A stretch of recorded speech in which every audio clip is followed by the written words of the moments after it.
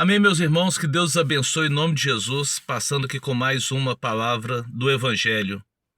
Mantendo aqui a série sobre por que pessoas sofrem tanto, mesmo pessoas que estão na presença do Senhor, né? Às vezes tem tanto sofrimento, tanta luta, mas existe momentos que nós cometemos alguns pecados e Deus disse, de Deus não se zomba, tudo aquilo que plantar, aquilo se colherá. Mas tem vezes que não é só uma pessoa, é a família inteira. E nós vemos famílias sofrendo, passando por situações que nós não conseguimos compreender. Mas Deus disse que visitaria a iniquidade dos pais nos filhos, até a quarta geração. E tendo Davi ali, sendo um homem com coração segundo o coração de Deus. Mas no momento de fragilidade, ele pecou, ele caiu. Por isso a Bíblia nos ensina que nós devemos orar sem cessar, meditar na palavra dia e noite, para que estejamos fortalecidos sempre, conectados pelo Espírito Santo ao Senhor, sempre atentos, porque a Bíblia diz, vigiai, vigiai.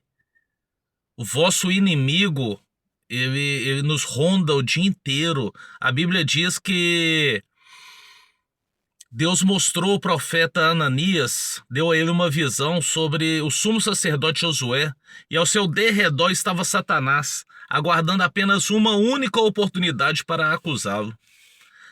E Davi, no momento de distração, viu uma mulher tomando um banho e mandou chamar essa mulher.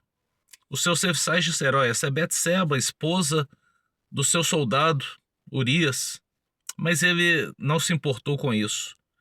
E a mulher vindo até Davi, os dois tiveram relação sexual e ela engravidou. Ele, para não ser culpado, para não descobrirem a traição, mandou matar o soldado Urias. Passado um tempo, ele se casou com Batseba, perdeu o filho dessa gestação, mas veio um profeta chamado Natã e disse a ele sobre o pecado dele. Davi se entristeceu e se arrependeu verdadeiramente. Ele reconheceu o seu pecado e se arrependeu. Mas ele disse, assim diz o Senhor, ele recebe o seu perdão, mas a espada não se apartará da tua casa. E a partir daí a família de Davi se destruiu. Um irmão estuprou a outra irmã. Aí outro filho de Davi veio e matou esse que estuprou a irmã. O outro filho de Davi tomou o reino de Davi. E Davi teve que fugir para não ser morto pelo filho. Um dos soldados de Davi foi e matou esse filho de Davi. Enfim, uma grande destruição. Davi destruiu uma família. E a semente que ele plantou foi de uma família destruída. Mesmo tendo ele se arrependido dos seus pecados e pedido perdão para Deus, mas ali houve destruição na sua família, porque ele destruiu uma família. Talvez se os seus filhos também, a Bíblia não relata, mas se eles tivessem buscado a presença do Senhor, não teria chegado a tal ponto. Poderia haver uma colheita dessa semente, mas talvez não com tanta morte, com tanta destruição, porque se um estuprou a filha, a irmã, o outro matou, o outro roubou o próprio pai, creio eu que eles não estavam na presença do Senhor. Então isso é chamada maldição hereditária. E ela é quebrada única e exclusivamente quando há arrependimento. Se um pai está no pecado, e se existe uma mãe, se existe essa maldição hereditária, ela é quebrada nos filhos quando os filhos se entregam para o Senhor. Quando os filhos se arrependem de seus pecados, essa maldição é quebrada nesses filhos.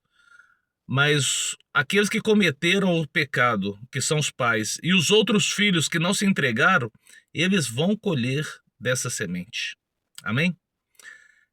Muitas famílias sofrem, muitas famílias, nós não conseguimos entender tanta lutas, mas é a falta de perdão e saber que é uma colheita do pecado dos pais.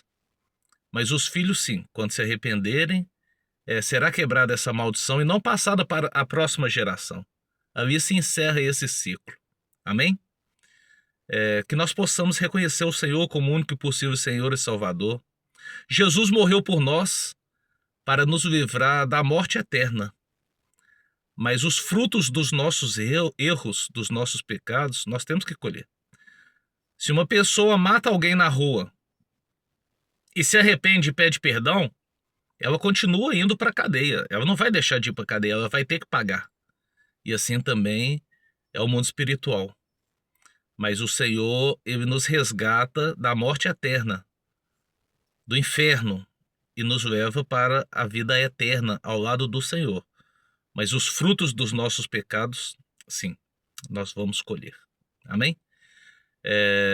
Que nós possamos nos manter na presença do Senhor. E ao momento, mesmo depois de reconhecer o Senhor, passar pelas lutas, crendo que o Senhor está agindo, crendo que o Senhor está trabalhando, crendo que o Senhor está nos fortalecendo, isso se chama fruto, né? As obras da fé, apresentando as obras da nossa fé, né? Nos manter na presença do Senhor, mediante as lutas, dificuldades e as tribulações. Amém? Então se mantenha firme na presença do Senhor, em nome de Jesus. Que Deus te abençoe.